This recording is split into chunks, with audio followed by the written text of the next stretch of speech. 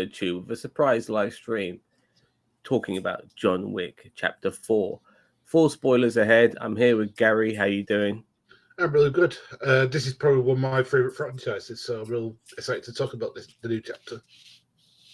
Yeah, without doubt, this particular franchise, um, it started out of nowhere regarding people's interest because no one, I think word of mouth really got the first John Wick film off the ground Mm-hmm. because the premises always seemed really ridiculous. Mm-hmm. But after that, everybody was on board the John Wick train, and I have to say that if this is the last of the franchise regarding John Wick himself, Mm-hmm. then it's gone out with a, no pun intended, with a bang. But Mm-hmm. I don't think this universe, this world is quite done yet, Mm-hmm. regardless of the titular character maybe no longer being a part of it. Nevertheless, boss man, before we just talk about the film generally, there's no going to be play by play because I've only seen the film once. Usually, I do a play by play by watching something twice and taking notes. Not really had the chance to do that. I've got some notes with me though, regardless. But what did you think of the movie, boss man? I like. I Gary. liked. I liked Scree. No. I just thought, wow, what a great film. I mean, because the thing is that it's what 2 hours 45 or something like that. So I think it's like by Something far along the those lines. yeah. So it's like by far the longest one. Now, 2/3 of it were great because like it was like the action sequences was great. I like. It's just like the last bit of it. I'm gonna try and make it. So we'll go into full spoilers in a minute, but I'm trying to keep it brief. It's obviously that they ripped off another movie, and we're going to get into that in a minute. Um, but I did like this because it's furthering exposing this world and building the lore, and I like that. And I love the kind of like there's kind of like a almost like samurai coil between all the assassins and stuff like that, and I like that.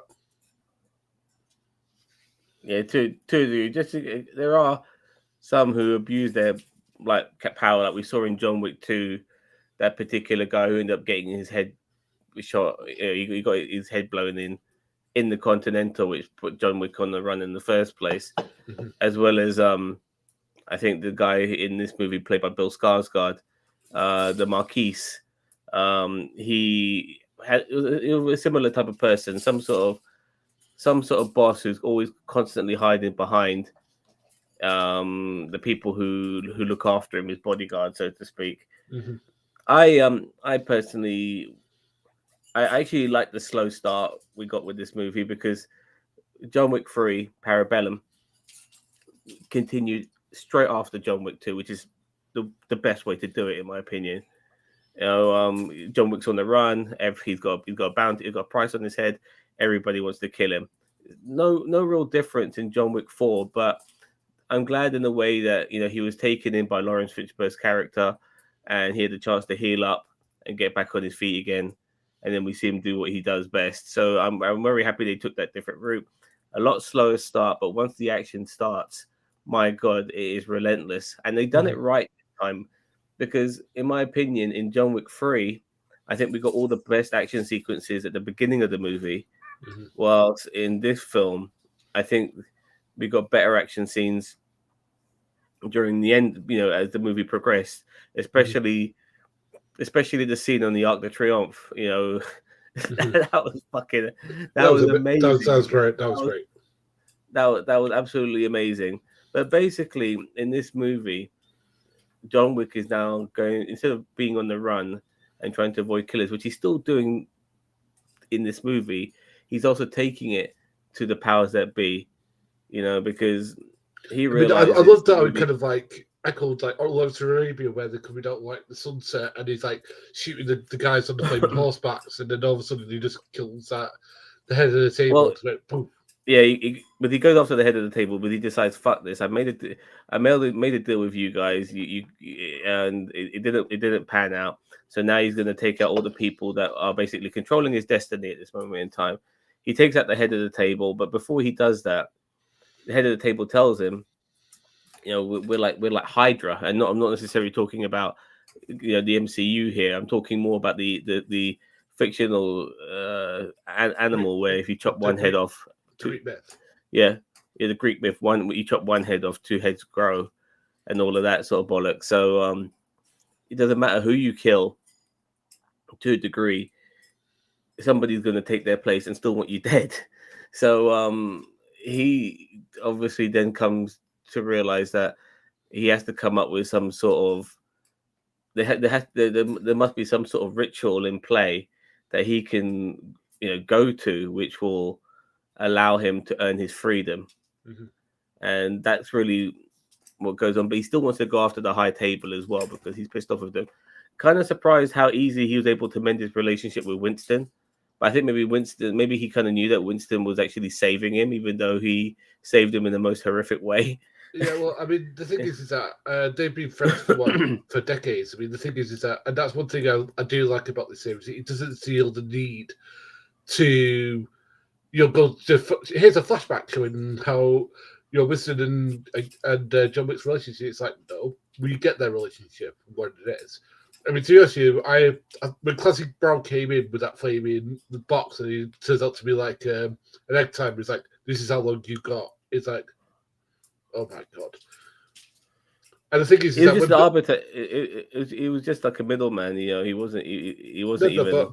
But he's intimidating. He's an intimidating guy because I mean, Classic Brown in real life is like 6 foot something, like 6'5". So he's a very tall guy, and he's also very well built. So it's like. He's an intimidating guy, even at what age is he? We must be in the 60s, Brown. Now, he also had a finger chopped off as well, by the way. Yeah, I noticed that. It's like, so he must have done something to piss off the table as well. But yeah, interesting. I thought that it had probably the perfect. I've got to say, Alex. Sorry, is it Bill Skarsgård? Yeah, Bill Skarsgård. Bill Skarsgård. Yeah, the youngest. I think of Skarsgårds. Yeah, from It as well. He was in It. Yeah, he's probably one of the best bad guys because he's like this really big guy that you want to strangle. Because everything he does and says, you're just like, he's just a creepy motherfucker. I don't know. And it's just like, because the thing is, he's doing a French accent, which I don't think he can quite get. Really? I thought it was all right. I mean, no, I mean, I'm not he's playing some sort. Yeah, I thought like he's playing more of a. Like an international type of Frenchman who's very he understands the world pretty much, and he's got a bit of an international slang to his.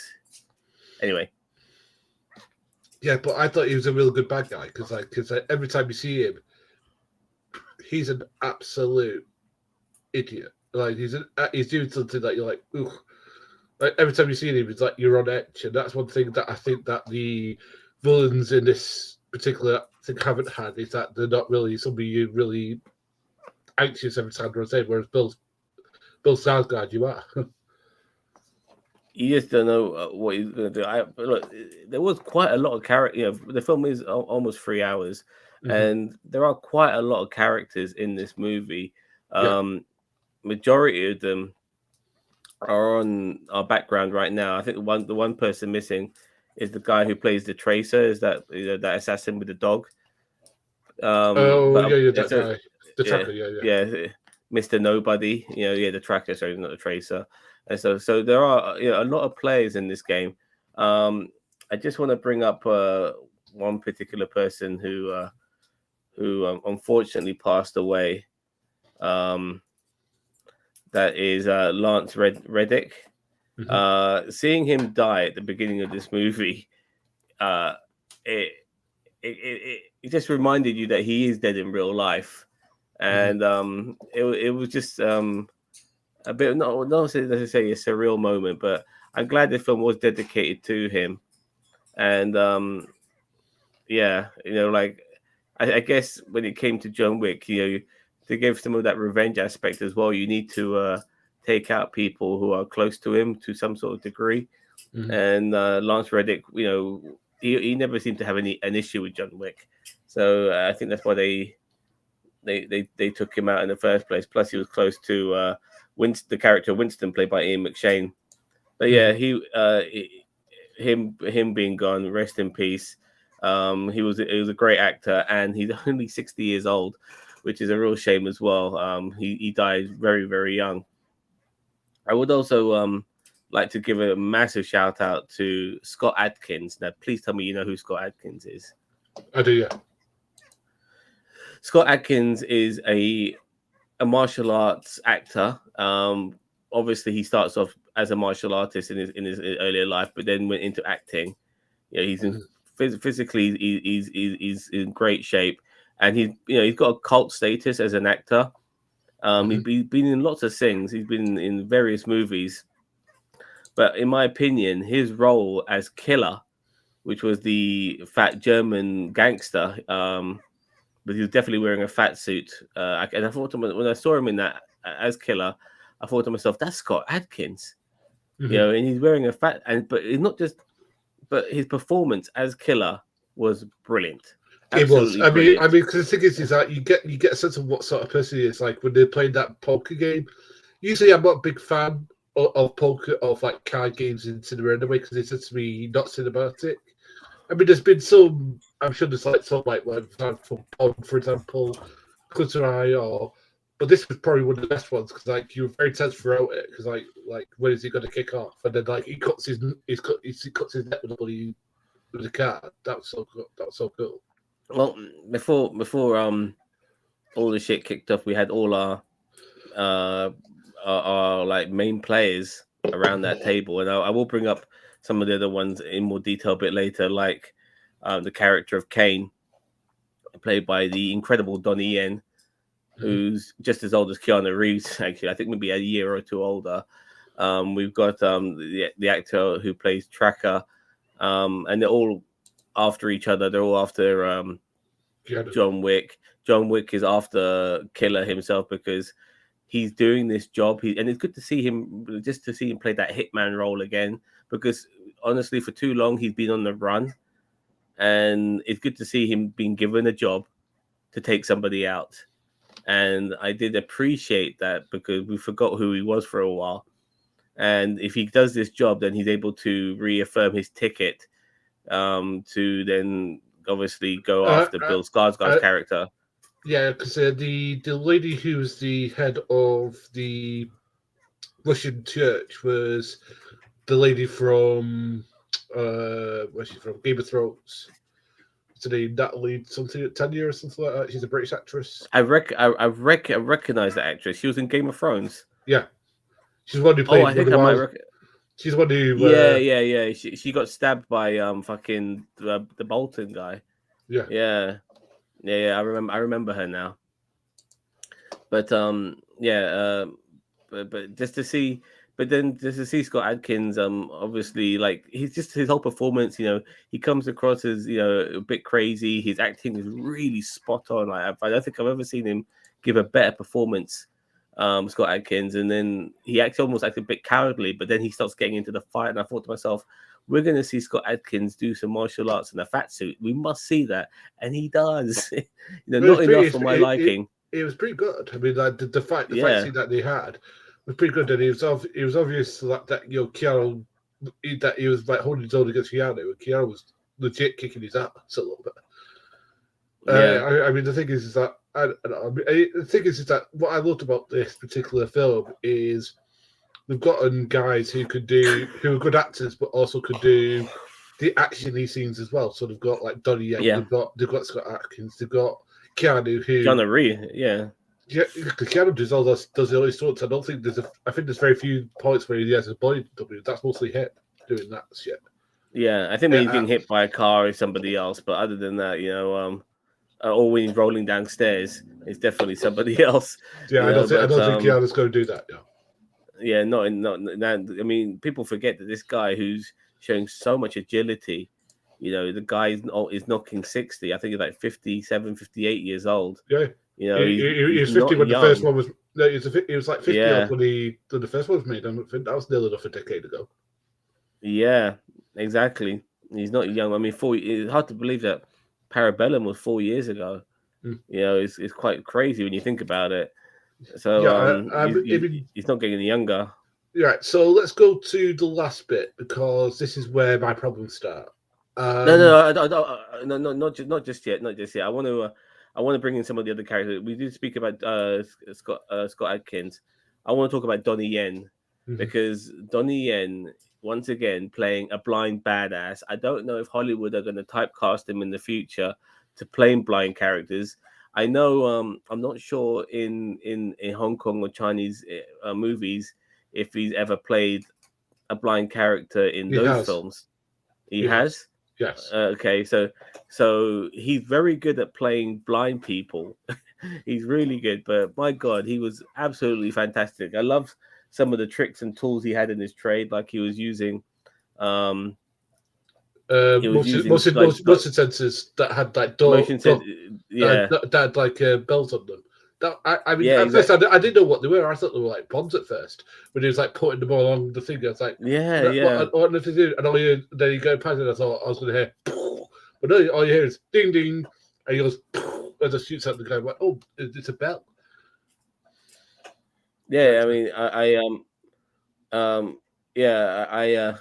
very much liked that, and that was at the beginning of the film, and he was also going after Hiroyuki Sanada, who played Shimazu, who was the owner of the Japanese continent. Their samurai fight was fucking glorious. It was so, because usually in samurai fights are usually not very well shot, unless it's done. Well, remember, Donnie Yen is not Japanese; he's Chinese. Yes, I know that. And Shimazu is Japanese.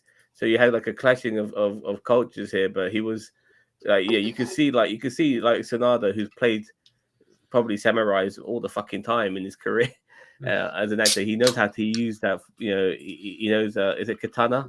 He knows how to use. Yeah, when they do that katana fight, absolutely, it was great because to be honest with you, that was really tense because like his daughter was looking at it and it was just like it was just great. It was just great to watch, and like I just like the fact that she was just like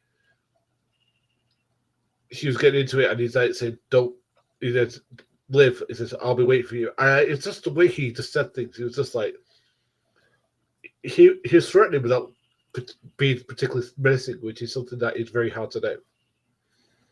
Yeah, his whole story in the film was basically he's no longer in the game, and he'd actually give to be out of the game. He gave up his eyes to be out of the game, and that's why he's blind. And he's also got a strange daughter who he no pun intended, he keeps an eye over on. He listens out for, but I don't even think she knows he exists. But he's just more like a guardian angel, so to speak, regarding her. But he's been forced back into the game because the cowardly Marquise, who needs a top tier assassin to go after John Wick, has put him in an impossible position.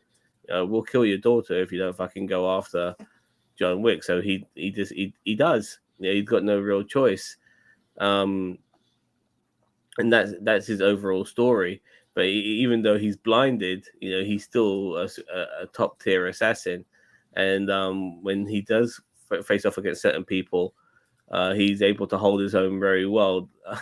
It was brilliant. Some of the fight scenes he does is absolutely brilliant. I did enjoy earlier on in the film when he's fighting John Wick and they're surrounded by all that art and stuff like that, and John's trying to keep quiet, not to for him to register, but John manages to escape, but he still fights Shimazu. And what pisses me off is that if John Wick never went to fucking the Continental, the Shimazu would still be alive.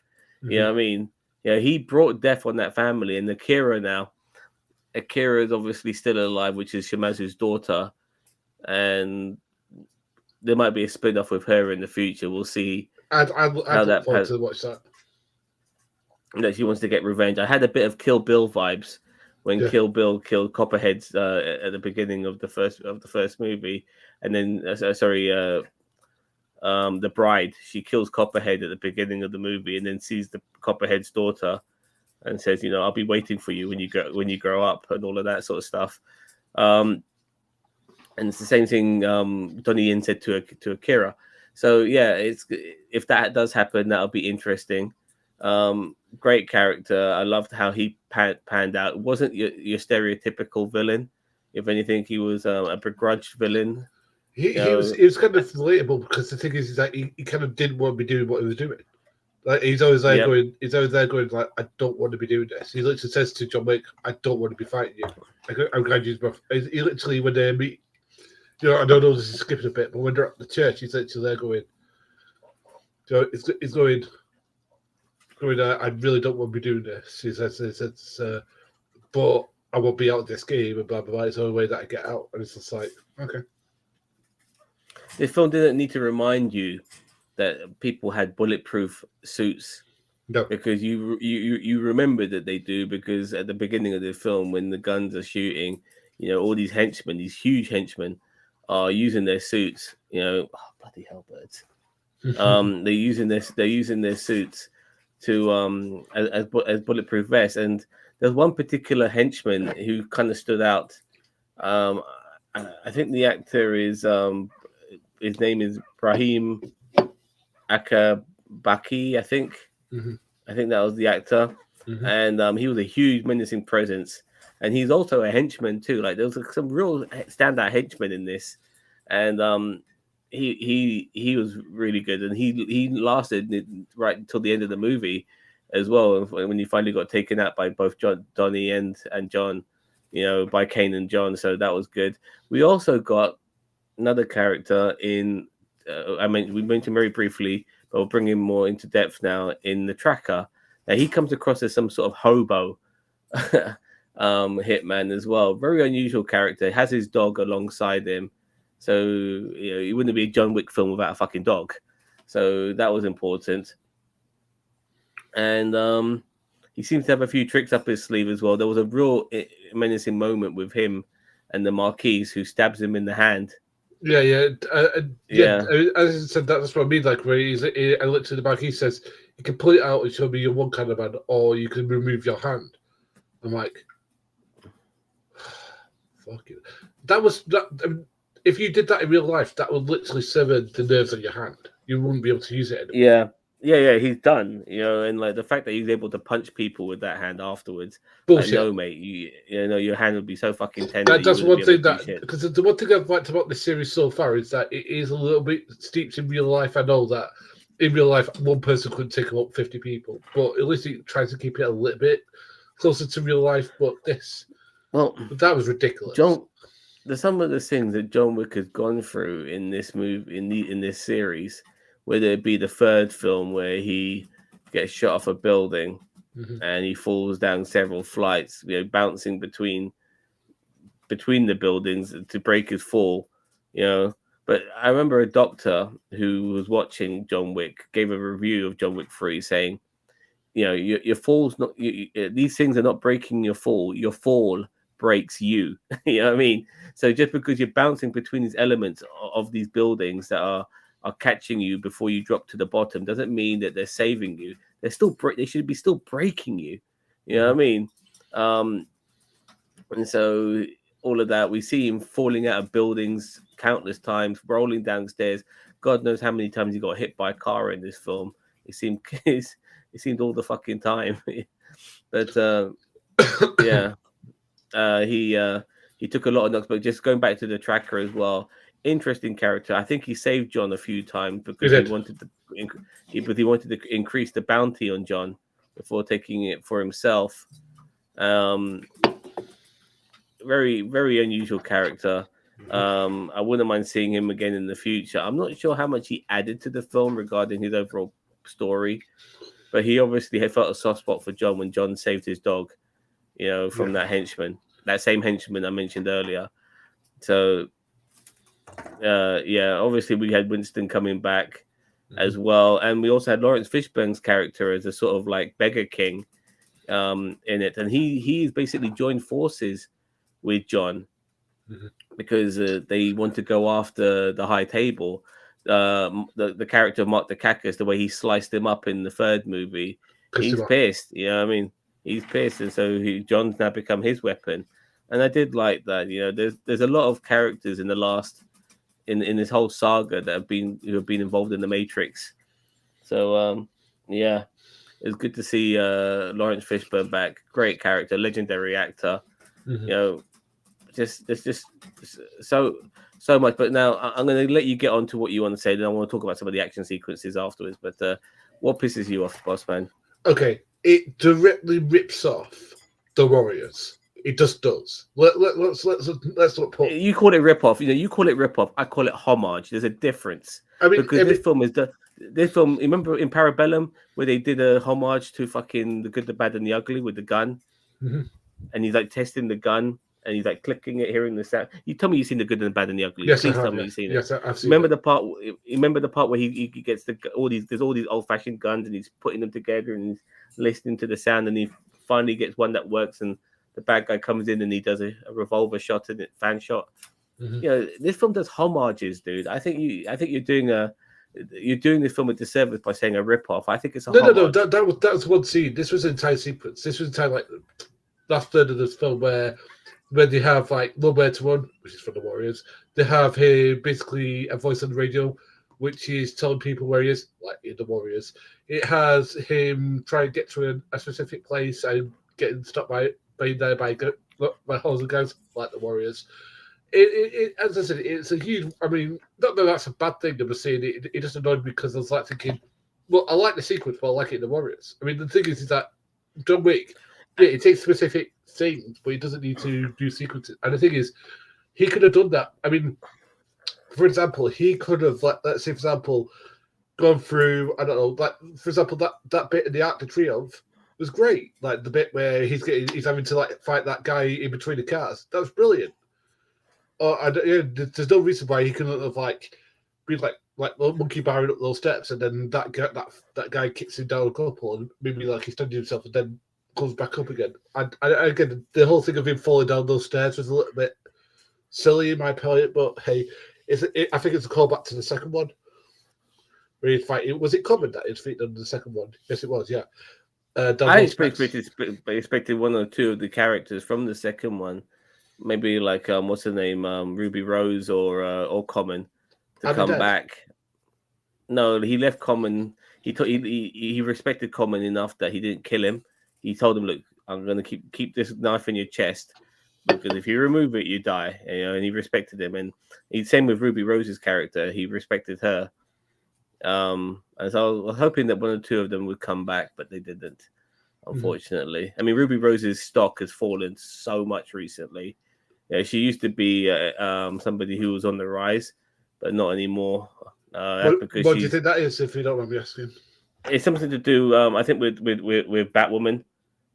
She kind of like bailed on Batwoman because she was supposed to be the face of it, but after one season she was done, and so Batwoman fell off the mark, and then she just, unfortunately, that level of distrust, it'll spread to everyone else because she was still building her name, she was still building her recognition, and so she's not like top tier.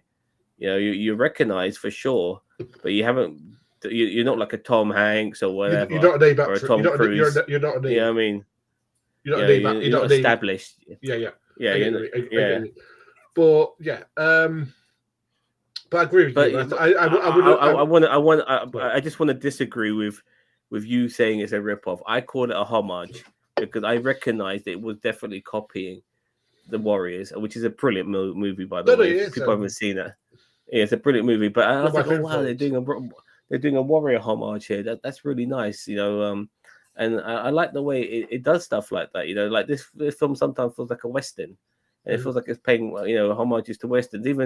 Even like the end of the movie, like with the shootout, with the pistols at dawn and stuff like that. It's like those French period films, and stuff like that, like Dangerous Liaison and all of these sort of things. Yeah, because but do you know what? I'm actually going to agree with you. I would love to have seen Peter Stormare's character come back from the second one because he wasn't killed. I would have loved to have seen the two people, Ruby Rose and Common come back. I would have loved to see. I'm trying to think who else didn't die. I mean, the definitive die in the.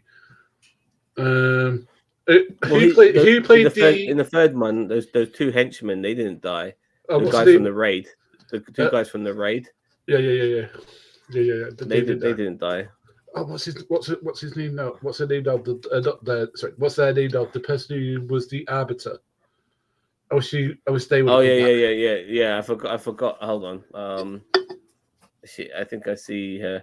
The actress's name is Asia Kate Dillon, but she never really.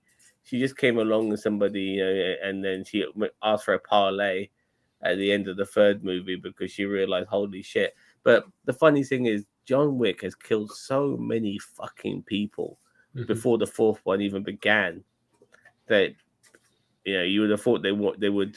You thought to yourself, Jesus Christ! I mean, like, we're getting more beyond triple figures here. He's probably killed. He's probably killed the population of a small country at this point. Well, without doubt, I mean, people can say, "Oh, there's movies where you have mass genocides and planets destroyed. There's billions of people," but I'm just taking the fact that we're talking about one man alone, who's gone around killing so many people. Like I've never seen anything like it. Never, honestly, I've never seen one man kill as many people in one movie like I've seen John Wick individually. Not with fucking machine guns and all that. Just most of the time with just a fucking pistol. I mean, majority of the time, just with a fucking pistol. I mean, somebody must have gone through all these movies and gone what the kill count is. And somebody must have done that on YouTube or something. Because the kill count must be over it must be well into 3. If it's not 500, I would be very shocked. Well, in John Wick 4? No. All 4 of them altogether, I'm talking about. I would in John Wick 1, I don't think the kill count is that high. I wouldn't even put it. It's not. I wouldn't put it. But I personally wouldn't put it beyond 50. You know what I mean? But in 2, look, there is a lot of people, but you really have to really put into perspective. How many people are getting killed. Like it's like 10 people. It can sometimes feel like 30 people when it's only 10. Mm-hmm. You know what I mean? They can seem a lot more than what they are. But nevertheless, in this film, the kill count was ridiculous. It was absolutely ridiculous. There's so many people murdered in this movie. Yeah, it's like boom, boom, boom, boom. It's like, and the thing is, I don't know. As I said, I thought this was really, really good. As I said, it's not my favorite of the. Okay. It's not my favorite of the franchise. I'd probably still say that would be 2, because 2 was probably the best paced.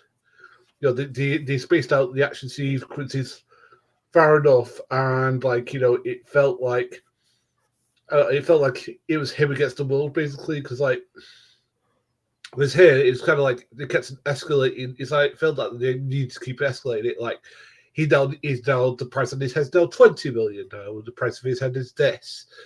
His price of his head is 40 million. It's like God, he's going to be worth the GDP of a small European country if he's keep on going this rate. It's like $40 million. It's like I also agree. John Wick 2 was my favorite of the franchise, but after watching this movie, it's not recency bias, because after watching John Wick 3, I did enjoy it, but I just did not think it ended that well. I thought the ending wasn't as good as the beginning. I thought the ending replicated the second film way too much as well, with all the scenes and settings and all that shit. I didn't like John Wick 3 as much as I wanted to, even though I did think some of the action scenes were absolutely superb. But John Wick 4, wow, it's another level, because the action scenes are seriously extended. Like they just don't end. Like usually when you see an action scene 2-3 minutes long, like these action sequences are going on for 15-20 minutes. They just continuously going on and on and on. And even when he's leaving one location, he's going straight to another location. The action still continue. You know what I mean? And then with that was an amazing scene where we have the overhead view and we're looking down. Oh, that kind of reminded me of Minority Report was the last time I think I saw some film do a scene like that. But people said that he was mimicking Hotline Miami. Yeah, I'm thinking some certain video games as well that it was mimicking Well, too. it's mimicking the actual John Wick video game. Is there a John Wick video game? Yes. Well, I'll tell you this: have you played Watch Dogs Legion, which I is Watch have, Dogs I have, 3? I have, yes. Yeah, so you can play as a hitman, Yes. and the hitmen are basically fucking John Wick, you know, because they got gun kata, gun fu moves, and they can take people down very easily. One guy actually made a character model, so his hitman character could look like John Wick, Mm-hmm. and yeah, it was that for me is the closest you can get to a proper John Wick game. But overall, having this overhead view and the shotgun shots he was using as well, because it gave us a better example of the bullets, the ammunition he was using, because they were like fire rounds for shotguns, and they were burning people up and everything. It was great stuff. It was great stuff. Yeah, because the things he was using with white phosphorus, that thing sucks to the other end of. I mean, I don't have time to go into what exactly it does here, but it just trust me, it sucks to the other end of. It literally incinerates you. Like yeah, you're inside, yeah. it goes. It literally, it basically turns you into dust. That's the reason that everybody You know, like. now you had that card game between Keanu and the Marquise, Mhm. and they basically would arrange what sort of showdown they would have. And then the Marquise kept, because of the coward that he is, he gets somebody else to fight his fight, which is obviously Kane, played by Donnie Yen. And Kane obviously has to fight this fight because he wants to save his daughter. So it does make you wonder how this was going to be resolved at the same time. But on top of that, because the Marquise is such a coward, he was trying to get John Wick killed prior to the event even happening, which is obviously when you got that fucking Warriors moment as well. But I've got to say the ending of this film is so satisfying when like the pistol at dawn thing, that was so great. And then yeah, they it come was together. Pistol at Dawn, wasn't it? Yeah. Yeah, and they're basically like shooting each other, and then they come closer, and then like he's down, and all of a sudden like, he says, "I get the coup de grace," and then I just love the way that he goes, so your daughter's right, and he's like about to point the gun, he goes, "You you didn't realize he didn't shoot." And he looks back, and goes, and he just shoots him right in the head. I'm like, yes. Yeah. It's like I've never wanted someone to die as much as I wanted that fucking arsehole to die. Because they did so much to make me hate the fucker. Prior to that scene with the stairs, which is one of the standout fight scenes, because that just went on as well. I mean, like straight from Arc de Triomphe, he's at the stairs. Like there's no respite, like so he might have gone through that building and then he was at the stairs, but he's at the stairs now. There's a whole bunch of fucking, and he's bad guys. The guy's gone through so much already. He must be absolutely exhausted, and he's still got to climb up like 240 steps as well. And it's like a video game. It really is, like he's shooting all these guys, and just when he reaches the top, that bad guy I told you about earlier, that henchman bad guy, pushes him down, and he's got to start all over again. And I'm thinking to myself, like, how long has he got left? But then Donnie Yen comes to the rescue, and Donnie Yen wants to save him and do this and all of that. It was really good. And yeah, because he knows that he knows that if he has Keanu killed before he reaches him, he's always going to be in debt to that Marquis. Yeah, exactly. Exactly. Because the thing is with the Marquis, do you think he'd let Donnie Yen's character go if he killed him before he was supposed to? No, he's going to keep him on the way. Yeah. Keep him on the leash. But the way Keanu fell down those stairs, I mean, he fell down 240 something steps. They'll steps in. I mean, I like something like apparently like there's something that you actually do in France. Like there are people who actually like run up him. I no doubt. I'm sure. Like people who are fitness enthusiasts go up and down that shit all the fucking time. But yeah. Yeah, but he fell down, and I'm already thinking to myself, my elbows, my knees. I mean, like falling down a couple of those things must hurt tremendously. Yeah, it must hurt tremendously. The guy's already fallen out of a fucking building earlier on and landed on top of a van. he's been shot at as well considerably, because when he takes his jacket off to fight Donnie Yen with the shootout, you hear all those bullets that are falling off his jacket, because he has been shot at considerably, but his clothes have kept him alive because they're bulletproof. Yeah, I mean that was But awesome where he just took it off and all you was clink as he yeah, but they get to the top, and they kill that super henchman, this time with the help of Tracker, Mister Nobody. He pays John. He basically pays John back for saving his dog as well. And that dog was tough, by the way. That dog, like he got hit by a car, came back. He took a punch right to the face. Yeah, and then that dog eventually got revenge on that henchman by chewing up its balls. I mean, the dog did that a few times in this film. You know what I mean? And this film's gonna be mainly watched by a lot of fucking men. You know what I mean? That's the scene that's gonna be really. It's gonna always like, oh yeah, I know how that feels. You know what I mean? So that was really good. The shootout at the end, obviously, I loved it. It was very different because I think what you needed at the end of the movie was not necessarily a flashbang wallop fight scene. You needed tension. You know what I mean? A different element to be the climax, and the tension was the climax. Simple pistol at dawn, all of that, having to go 30 paces and stuff. And I think Keanu Reeves' character is right-handed, and his right hand was fucked, so he had to shoot the pistol with his left as well. And going up against a man who's blind, it kind of evened the odds. So I think if he wanted to, he could have shot him legit, but he chose not. But he's with the left hand. Yeah, because the thing is, he got him pretty good. He got him pretty well. It's just that I think he chose to miss a couple of times because I think he's like, he says like you owe me, because he said it about the end. He's like, you owe me. He's like, I know, and he literally, because he knows that he let him live, because he knows that he could have shot him. It's hard to say because you see Keanu Reeves constantly with his right hand holding that pistol, shooting people and stuff like that. Shooting left-handed is not that straightforward if you're always shooting with your right. It was easier for him to kill the Marquise at the end because he was pretty much right up to his face. He was able to blow his brains out. But from like the distance they had, like the shots were improved. He grazed his arm from 30 paces. Shot him in the belly by 20 paces. By 10 paces, he didn't shoot him at all because he tricked the Marquise into getting the gun. But it is sad at the end of all of this, because he did. The funny thing is that he realized, to get out of this situation that he put himself in, he has to go after the high table, and they do negotiate that if he wins his battle, then he will be free. But his freedom cost him his life, because at the end he's sitting on those stairs.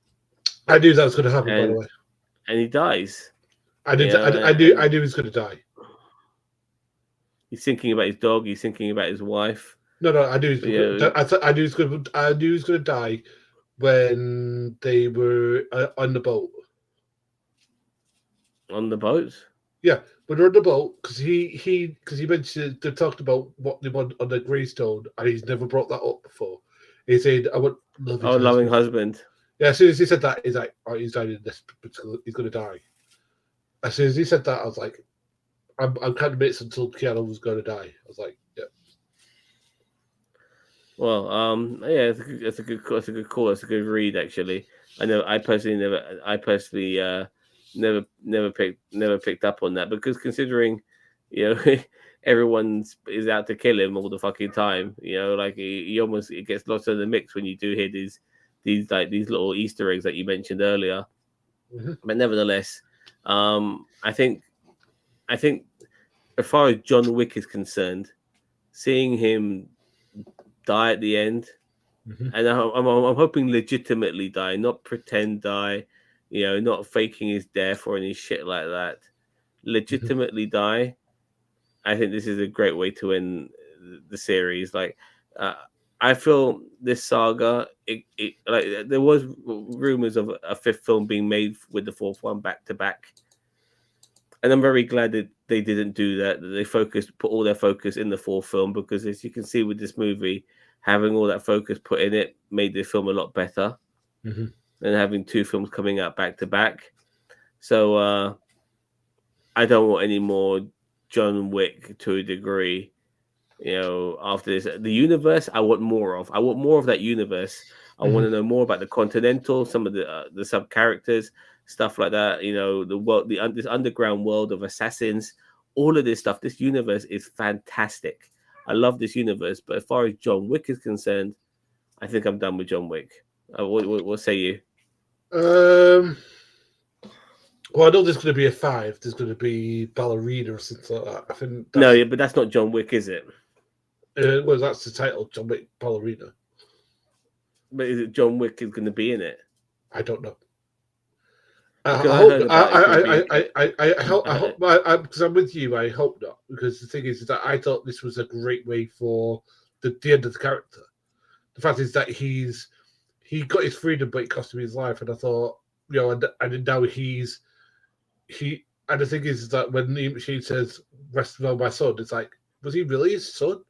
It's like, and that's actually got a real me asking like loads of other questions. It's like, I mean, I'd love to see there be another John Wick. Maybe that John Wick is like James Bond. It's almost like a title almost, or something like that, like 007 or something like that. Where but Keanu Reeves is John Wick. I can't. Like seeing somebody else take on the mantle like John Wick, it almost feels it's different to a degree. Like John Wick is like. These James Bond spy movies. They're a lot of the time they're their own individual's tale, telling you an individual story. Self-contained. I mean, well, yeah, self-contained. Whilst John Wick is a saga. I wouldn't mind, for argument. I've always said, even though I'm a big Indiana Jones fan, I would love to see somebody else take on that mantle and the actor be Harrison Ford be replaced after he retires. And with John Wick. Like, it's more, look, for me, it's not necessarily John Wick that needs to be replaced. I just want this world to continue. Halle Berry gave a great performance in Parabellum. With she proved that she can do that sort of John Wick sort of fighting style. A lot of people can. There are a lot of people who can do that fighting style. They don't necessarily have to be John Wick. But the universe itself needs to continue. That's what I want. I want this universe to keep. Because the moment you recast and you're resetting the universe. You know what I mean? And I don't want the universe to be reset. I don't mind them doing a prequel and having a younger John Wick. I don't know who could play a younger John Wick. I'm fine with that. All of these sort of things, but I don't want to reset the universe by them, thinking, oh no, John Wick's so popular, let's reboot the franchise and bring in a new actor. No, you don't need to reboot the franchise. You made 4 films already. You're making a Continental series, which will be a prequel series set in the 70s with a young Winston. All of these sort of things. Keep the current universe going and bring in new characters. That's what you need to do. You know what I mean? So maybe like somebody else who's like kind of gets trained at that Russian ballerina school and stuff like that. I could do that. Russian ballerina school. Maybe Akira going after Kane. What I mean? That could be a good duel.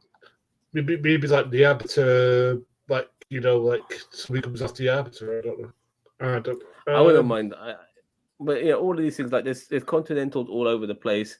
There's assassins all over the world. There's just stories that can be made just with on a fresh perspective. You could have like a cocky version of a John Wick sort of archetype, somebody but like John Wick seems like a very reserved man who doesn't speak very much sort of character. Well, you can have a guy who is the polar opposite of that, but equally skilled. You know what I mean? You can, so all of these sort of things, you can look for that right type of actor to perform it, male or female, I don't care. As long as this universe keeps going, because I love this universe, I really do. And it's fascinating.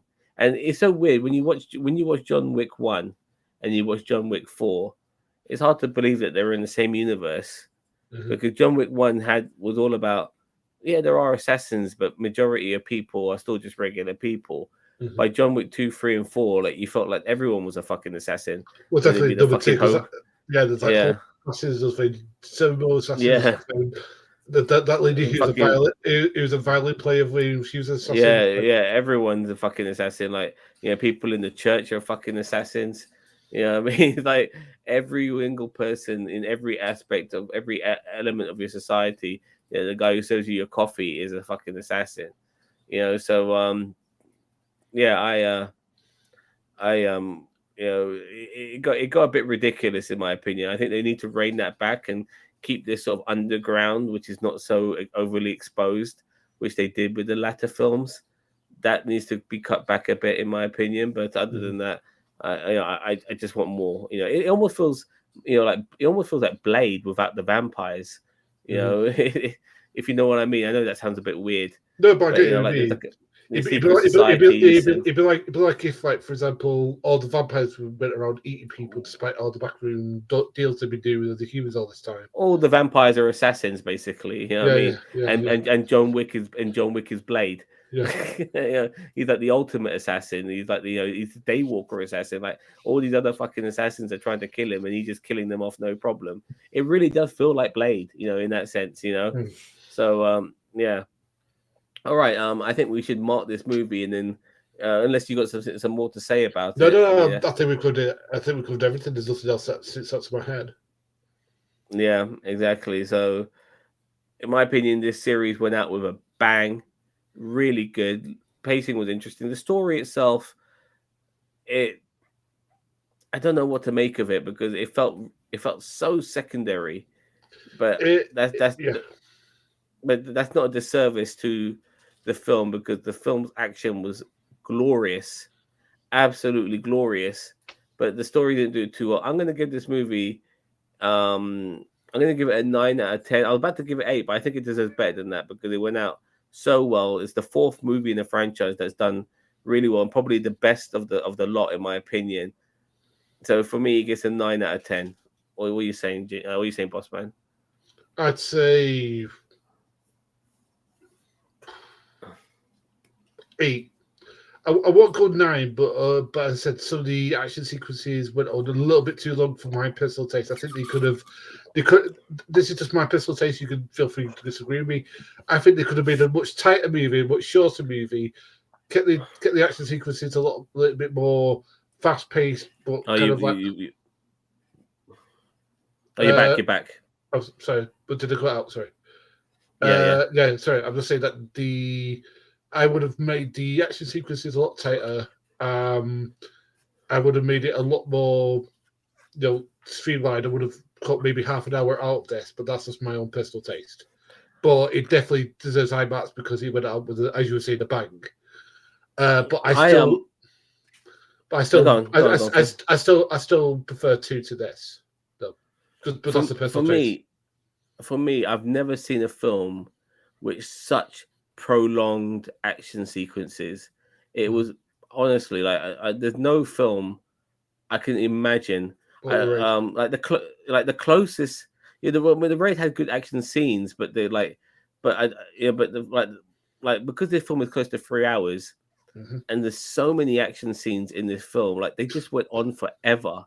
You know what I mean? They just a lot of the 3 hour runtime, the 2 hour 40-minute runtime, is big fat action sequences that go on for 20 minutes or longer. Even even with the Raid, like some of the action scenes, the one I reviewed for Raid 2, it went on for about maybe 6 or 7 minutes and it was done. And then but like some of these action sequences went on for like 15-20 minutes. It was incredible. Like it just wouldn't stop. Like just when you think you're gonna have a break, no. You know what I mean? It's just we're straight on to the next set piece. It's like I've never seen anything like that. And that is how you do action, in my opinion. Not like a 2-3 minute shitty little scene here and there.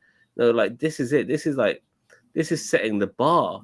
This really is. And this is why also you need more directors who are former stuntmen involved, who are thrown in the director's chair, because they genuinely know how to shoot and direct action sequences better than any other director out there. Good. So this is top tier. This is I'm very happy Keanu Reeves done this because let's be honest, Matrix Resurrections was a fucking joke. It's You done know by the what I same mean? director, by the way. No, it's not. It's It is. done by the Wachowski sister. The same director was in the movie because he's an actor as well, but the Wachowski sister directed it. Oh. You know what I mean? Because the Wachowskis directed that movie, and she couldn't direct a fucking way out of a paper bag. It was probably her other sister who was probably the better director because that one wasn't. Mm-hmm. Sorry about my birds, but that same actor, so the director of the John Wick movies, played Carrie Ann Moss's pretend husband. Okay. In Resurrections. Mm-hmm. But nevertheless, I'm very happy that he did this after Resurrections because Resurrections is a big pile of fucking shit, and this film is so much fucking better, a million miles fucking better, Mm-hmm. and yeah, like I said before, never seen action scenes like this. You know, that went on forever, and I want other films now. I mean, I'm sorry. Before I end my monologue here, I want the next Oscars to start nominating stuntmen and fight choreography and stuff like that. These things need to be Oscar nominations. Yeah, and Agree. and I want John Wick 4 to sweep the fucking board at the next Oscars for having best stuntman, best fight choreography, you know, shit like that, best gunfight, whatever you want to call it. I think Things, Oscars. I think Oscars already do that. I think. I mean, maybe I'm wrong. no, they don't do anything for stuntmen or fight choreography, and this is because I was listening to another YouTuber talk about this, saying that these people don't get the plaudits they deserve, and I'm thinking, wow, I actually never knew that. I thought they did. Think of it, yeah. Yeah, I thought they did. I thought they did too, but maybe with choreography, I thought they did, but not fight choreography. And stuntmen, there's no best stuntman in Oscar, which is incredible considering what we've seen in this movie. So those things, like action films are a staple of cinema. Yeah, I mean, so let's not fucking look down on that shit, especially with the way for certain movies, like in my opinion, I think The Matrix is one of the perfect films ever made, when it comes to action and story. Good. So and all of that sort of stuff. So let's not look down on certain movies, for being brainless action films. You can still appreciate the other elements of it, like good stunt work, good choreography. So these fucking things need to be Oscar nominated, and I'm hoping that if they do that in the next Oscars, John Wick 4 sweeps the fucking board because there is nothing out there at the moment. Other films in the past like Raid 1 and 2, like the previous John Wicks, Atomic Blonde, Nobody. These films have got some amazing action scenes in them, and stunt work. These guys need to be recognized. They really do. They don't get recognized. So yeah. Okay, so I give it a 9, you give it an 8, and we hope to see some more stuff. I believe at the end of the year we'll be seeing a Continental series set in the 70s. That's good. With a young Ian McShane. So yeah, I look forward to that. But thank you, Bossman. It's been a nice little chat. We've been talking about this for an hour. I think a film like this deserves as much as that. So we'll see you on the next one. We'll be back talking about Quantum Leap on Tuesday.